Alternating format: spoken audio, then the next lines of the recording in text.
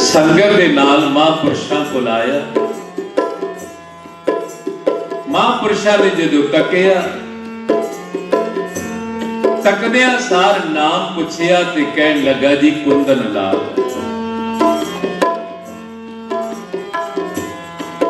बाबा जी कहन लगे भी कुंदन लाल बाणी पढ़दे, अमृत वेले उठ के जपजी साहब का पाठ करदे,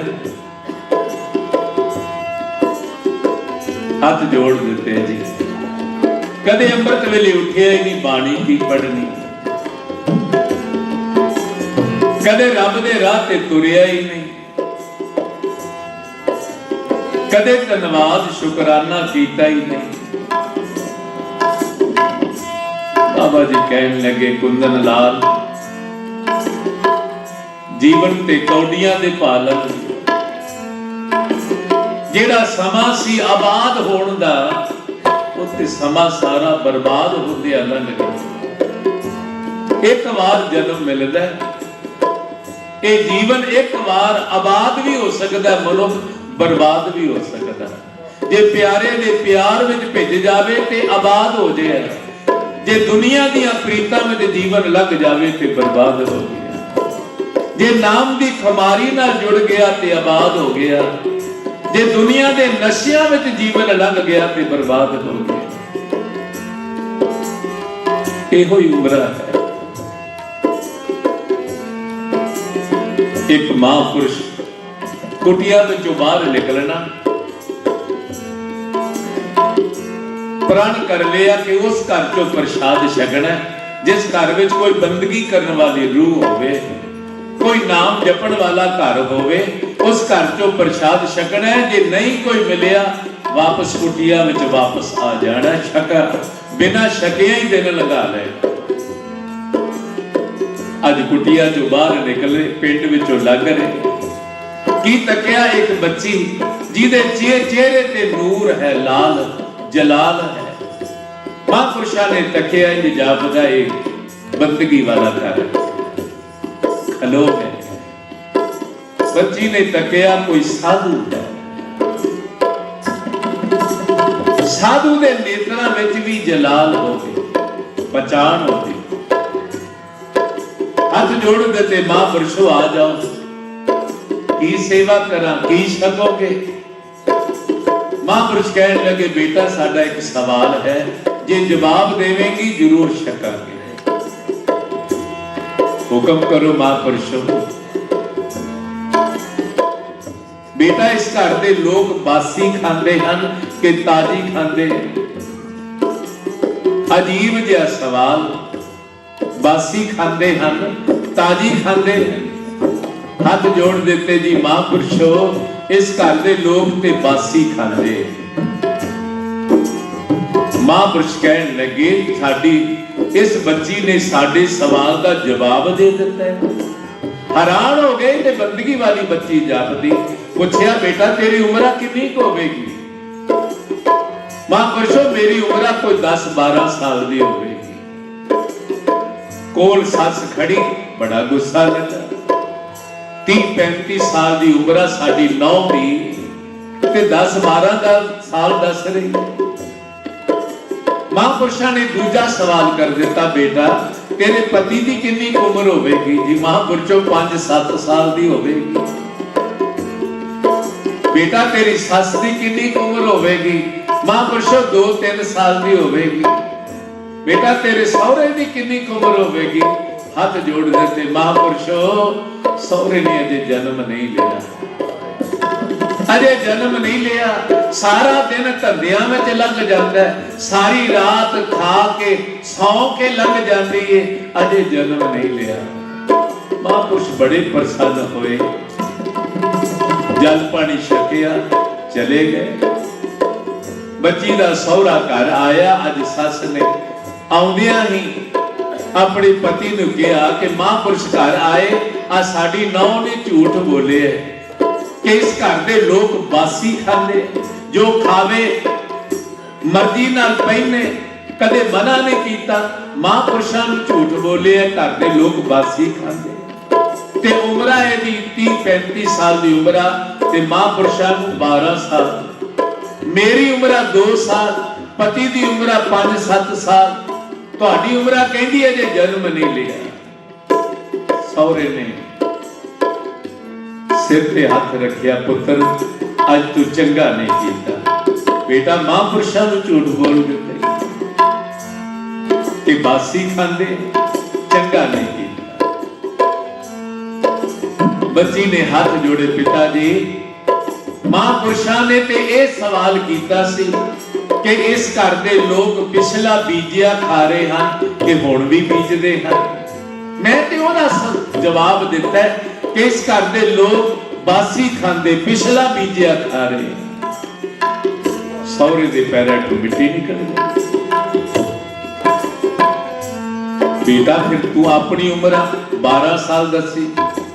हाँ पिताजी, 10-15 साल तो मेरे ना समझी विच लंघ गए, अनजान पुणे विच ही लंघ गए, खेडदियां ही लंघ गए।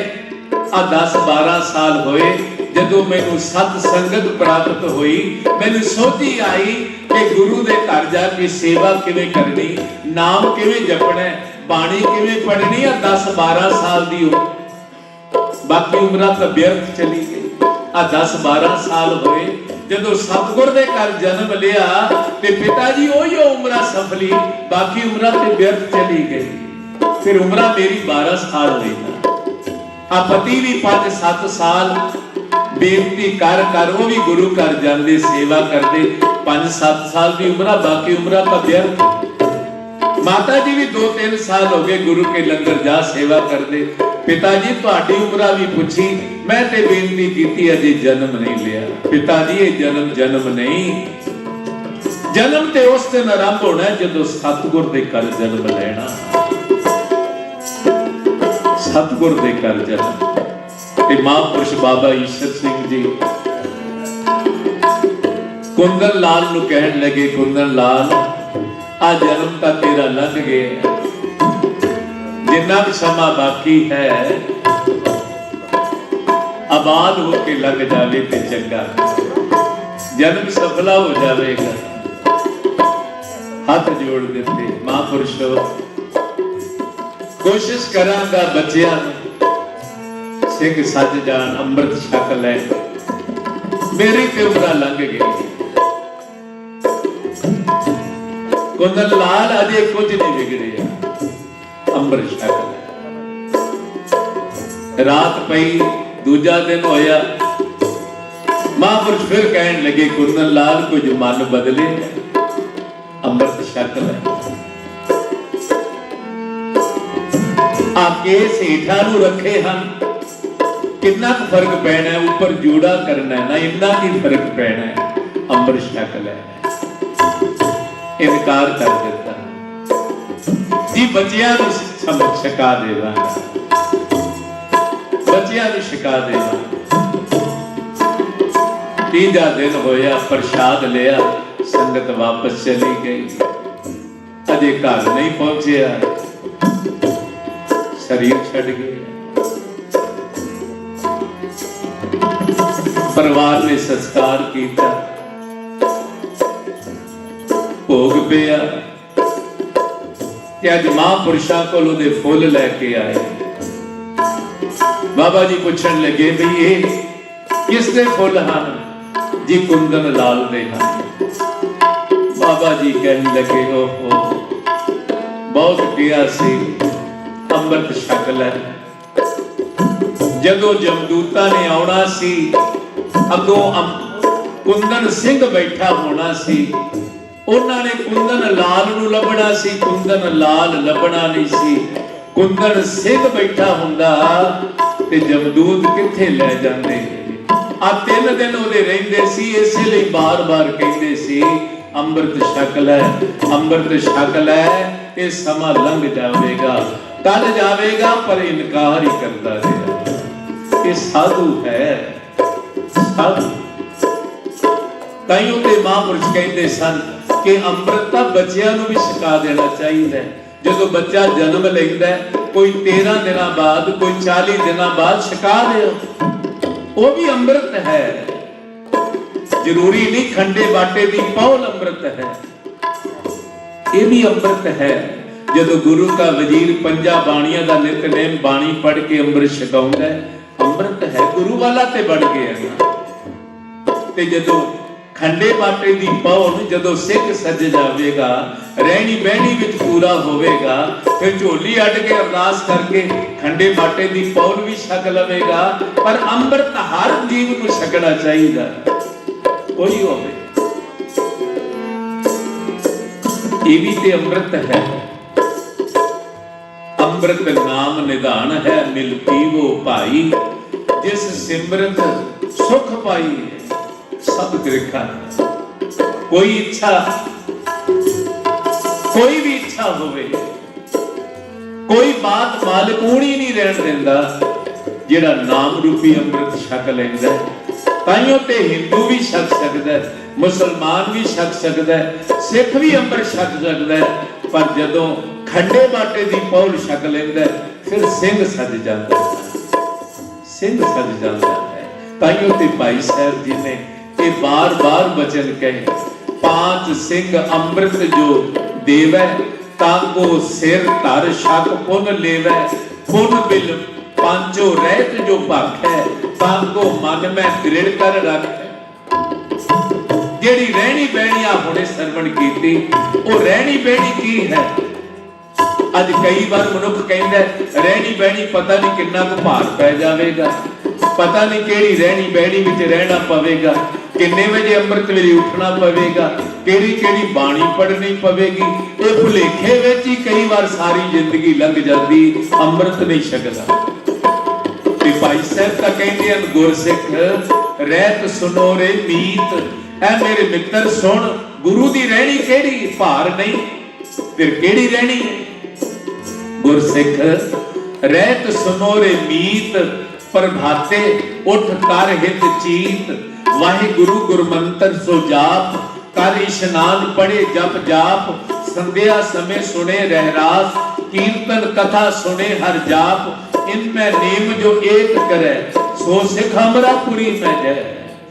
कोई एक नियम भी कर लवे, तू कला जपजी साहिब दा पाठ ही कर ले अमृत वेले उठ के, तू 15-20 मिनट वाहिगुरू वाहिगुरू दा जाप कर ले, तू शाम नूं सोदर दी बाणी दा पाठ सुन ले, ये भी रहनी बहनी है।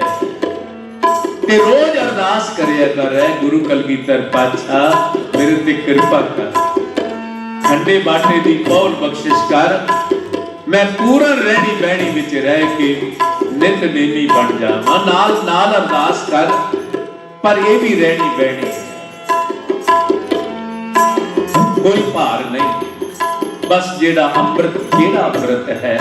ताइयों ते भाई साहब जी ने एक जपजी साहब दा पाठ कर लवे, आ नाम रूपी बाणी दा अमृत छक लवे ते जन्म सफला है। हिंदू दा भी जन्म सफल है, मुसलमान दा भी जन्म सफल है, सिख दा भी जन्म सफल है। जन्म सफला आबाद कदों मनुख हो जाता है, अज जदों गुरु दी बाणी ते जीवन ढाल लवे, जीवन ढल जावे, फिर साडा अज दा जुड़िया सफला होवेगा। समा हो रहा है, अज जिथे हाजरी भर रहे हाँ, कल फिर सवेरे इत्थे 11:15 तो 12:15 बजे तक फिर सवेरे इत्थे हाजरी है। 12:30 तो 1:30 अकाल जोत गुरु घर विखे कीर्तन की हाजरी है। तो एक दिन होर प्रबंधक सज्जना का उपराला, जो संग्राम का दिन है 14 तरीक खालसे का साधना दिवस है, भावें प्रोग्राम ते कोई होर उलीकिया होया सी, पर अकाल जोत के समूह गुरुद्वारे के प्रबंधकों का उपराला, फिर मंगलवार रात का दीवान अकाल जोत गुरु घर विखे होवेगा, फिर नदी नाम संजोगी मेले। तो आओ जिथे सारे कीर्तनियां दे नाल रल के ये आनंद माण रहे हैं, पीहो पाहोल ठंडे धार होए जन्म सवेला। उथे दास के परिवार खास करके साहब मेजर सिंह जी सहोता जी दे जिन्हां दे उपराले द्वारा अज इसे हाजरी भर रहे हाँ और राजा सिंह जी जिन्हां दी झोली भी सतगुरां ने लंगरां दी सेवा बख्शी सतगुरु रहमत करे ये सारे परिवारां नूं खुशियां खेड़ा बख्शे। एक बार सारे ही तुका पढ़ लईए पीओ पाहुल खंडे तार होए जन्म सुहेला वाह वाह गोबिंद सिंह आपे गुर चेला होए जन्म सुहेला होए जन्म सुहेला होए जन्म सुहेला होए जन्म सुहेला पीओ पाहुल खंडे होए जन्म सुहेला पीओ पाहुल खंडे होए जन्म सुहेला होए जन्म सुहेला होए जन्म सुहेला होए जन्म सुहेला होए जन्म सुहेला होए जन्म सुहेला होए जन्म सुहेला देशवार मोहे गए चुप कर मन ते कब होना कर चुप कर मन ते कब होना कर देशवार मोहे गए चुप कर मन ते कब होना कर चुप कर मन ते कब होना देशवा बोले सोने का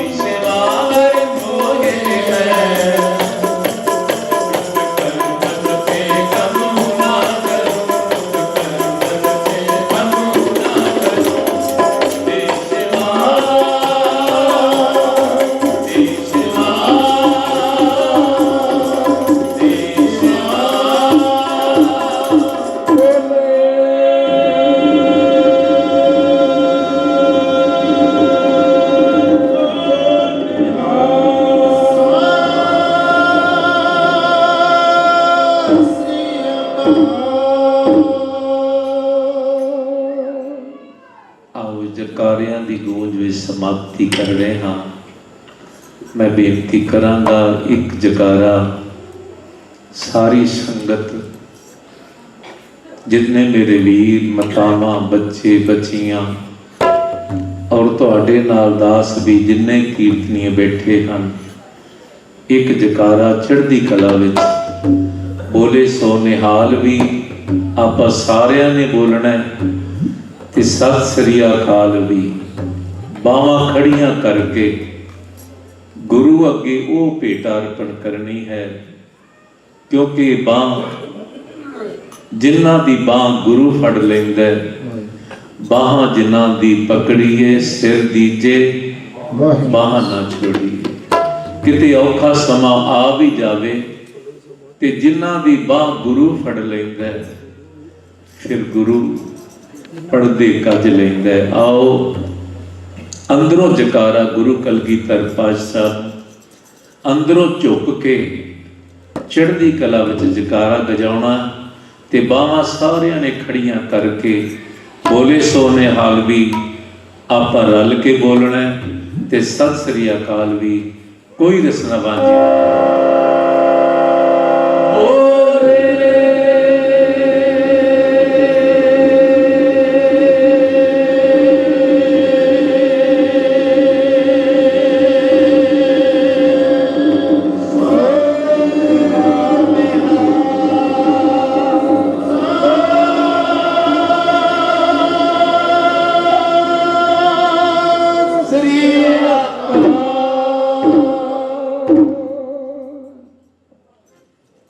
हाजरी परवाह करना कीर्तन करदियां नेकां भुल्लां हो जांदियां हन। आप बख्शंद पिता हो, संगत सतगुरु बख्शण योग है, सतगुरु कृपा करन। आओ 2-3 मिनट का प्रोग्राम भाई मनप्रीत सिंह जी आप जी नूं सरवण करा रहे हैं। 3-4 मिनट की हाजरी भाई साहब भाई दारा सिंह जी रिजनू तो पहुंचे हैं। तो आओ अगला प्रोग्राम भाई साहब भाई प्रीतम सिंह जी दरसा रहे हैं, नाल ही आनंद साहब का पाठ होवेगा। आओ इसी तरह गुरु पातशाह का हुक्म सरवण करके